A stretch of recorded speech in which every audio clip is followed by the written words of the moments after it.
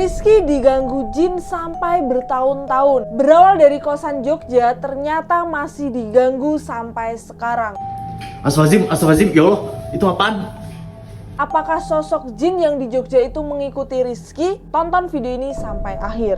Hai guys, kembali lagi di Virgo Putiarika. Di video kali ini gue akan menceritakan salah satu kisah nyata yang menurut gue itu sangat menarik. Dan kisah ini tuh sempat viral di beberapa platform sosial media. Kebetulan Rizky ini temen gue guys. Rizky mulai diganggu semenjak dia menjadi mahasiswa. Karena dia kuliah di Jogja, dia memutuskan untuk ngekos. Dan kosannya ini deket banget sama kampusnya. Dan siapa sangka kalau kosan Rizky ini ternyata kosan angker. Sehingga Rizky selalu diganggu saat tinggal di kosan tersebut. Bahkan diganggunya sampai sekarang. Rizky sekarang sudah lulus dan bekerja di Jakarta. Setelah beberapa bulan Rizky kerja, Rizky memutuskan untuk misah dari orang tua dan juga kakaknya. Jadi mau mandiri gitu loh guys. Rizky tinggal di kontrakan supaya lebih mandiri dan juga jarak kantor ke kontrakan itu lebih dekat daripada jarak kantor ke rumah. Semenjak Rizky tinggal sendiri, Rizky mengalami kejadian-kejadian horor, bahkan lebih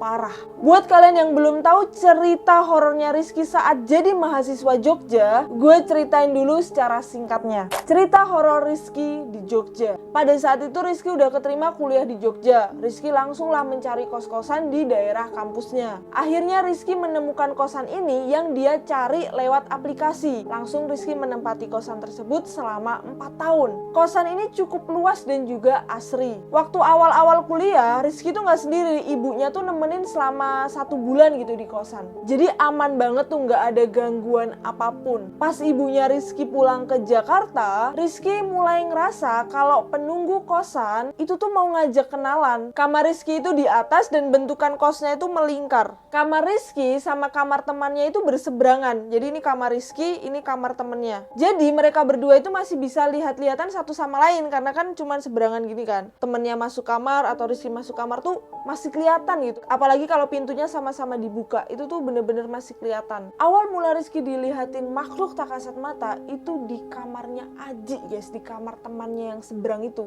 Pintu kamar Aji itu kebuka lebar, tapi di dalam kamarnya tuh gelap, lampunya tuh nggak ada yang dinyalain. Tahu apa yang terjadi? Keluarlah kakek-kakek tanpa baju, bungkuk, gede dari kamar Aji. Kakek itu maju, matanya melotot ngeliatin Rizky. Terus Rizky liatin juga, lama-lama kakek-kakek itu mundur, dan menghilang di kegelapan itu. Gue jadi bayangin dah, dalam hati Rizky ngomong, wah salah milih kos ini gue.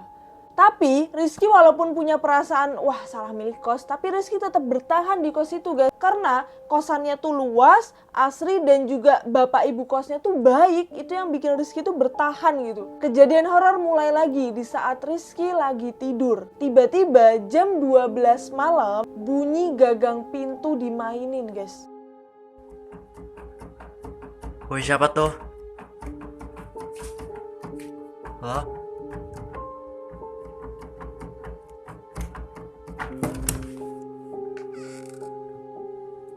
Pas Rizky buka, nggak ada siapa-siapa. Rizky langsung lemes dan juga takut. Tapi karena posisinya udah malam, jadi Rizky tuh lanjut tidur lagi. Rasa takutnya itu masih kalah sama rasa ngantuknya. Jadi Rizky milih untuk tidur lagi. Besok lusanya, Rizky tuh habis pulang nugas nih jam 2 pagi. Baru naruh tas ke kasur, gagang pintunya itu dimainin lagi guys. Langsunglah Rizky spontan ngambil HP dan videoin momen itu.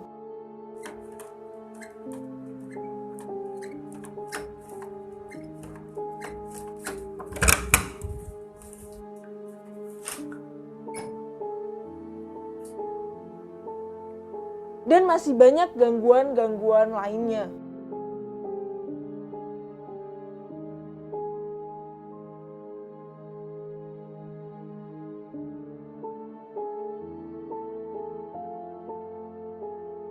Itu kejadian horor yang dialami Rizky selama di Jogja. Dan gue akan menceritakan kejadian horor yang Rizky alami di Jakarta. Lebih tepatnya di kontrakan yang sekarang dia tempati. Diduga teror Jogja berlanjut sampai sekarang. Rizky diganggu beberapa makhluk tak kasat mata di kontrakannya yang sekarang. Tahun 2023, Rizky memutuskan untuk ngontrak sendiri. Rizky kesehariannya itu kerja, jadi kalau pulang kontrakan itu udah capek, tidur. Singkat cerita, Ternyata pulang kerja Rizky itu mencium bau tembakau di kamarnya. Padahal nggak ada siapa-siapa kecuali Rizky. Dan Rizky itu nggak ngerokok guys. Setelah mencium bau tembakau, Rizky itu kayak udah bodo amat. Terus Rizky itu mau mandi. Saat dia mau arah ke kamar mandi, Rizky dilihatkan sosok tinggi besar senyum kepada Rizky. Bayangin guys. Dan sosok itu ada di dalam kamar mandi.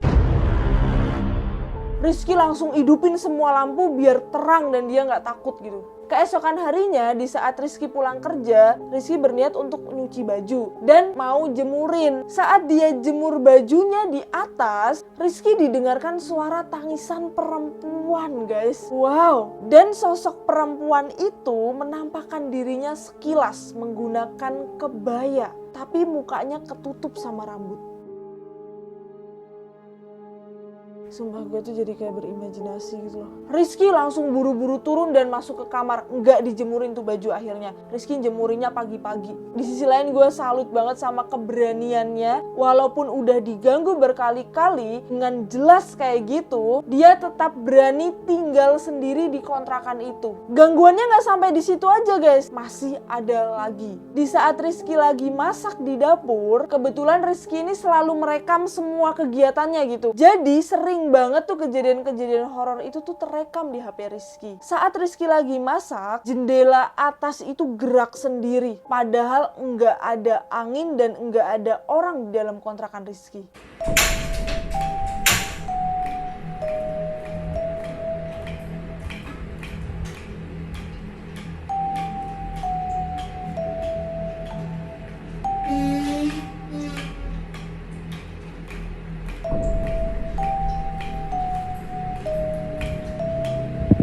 Nah guys, ada salah satu kejadian yang bikin Rizky itu takut banget dan Rizky itu langsung kabur dari kontrakan itu. Rizky memasang CCTV karena penasaran apa yang akan terjadi di kontrakannya.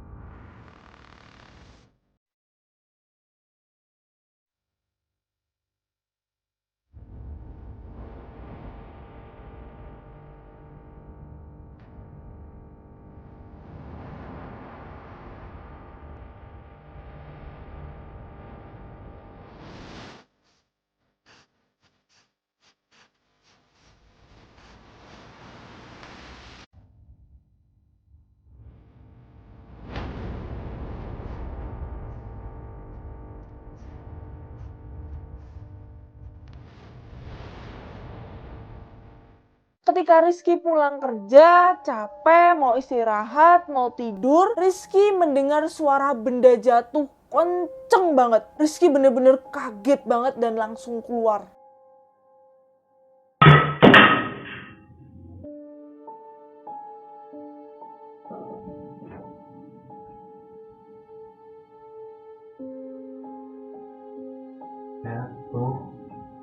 Gila, kejadiannya tuh bener-bener tiap hari. Rizky bener-bener gak dikasih nafas di sini. Masa pulang kerja ada darah di kamar? Masih fresh anjir. Demi baru nyampe loh. Ini di kamar loh. Menurut gue pribadi, kayaknya Rizky emang gak boleh tinggal sendirian deh. Kalau menurut kalian nih gimana? Ini bawaan dari Jogja atau emang penghuni kontrakannya? Komen ya guys, di bawah kita diskusi. Gue Putri Erika, terima kasih buat kalian yang udah mendengarkan cerita ini. Ditunggu cerita-cerita selanjutnya. Jangan lupa like, comment, share, dan juga subscribe. Kalau kalian mau ngirim cerita, kalian boleh langsung ke email yang ada di deskripsi.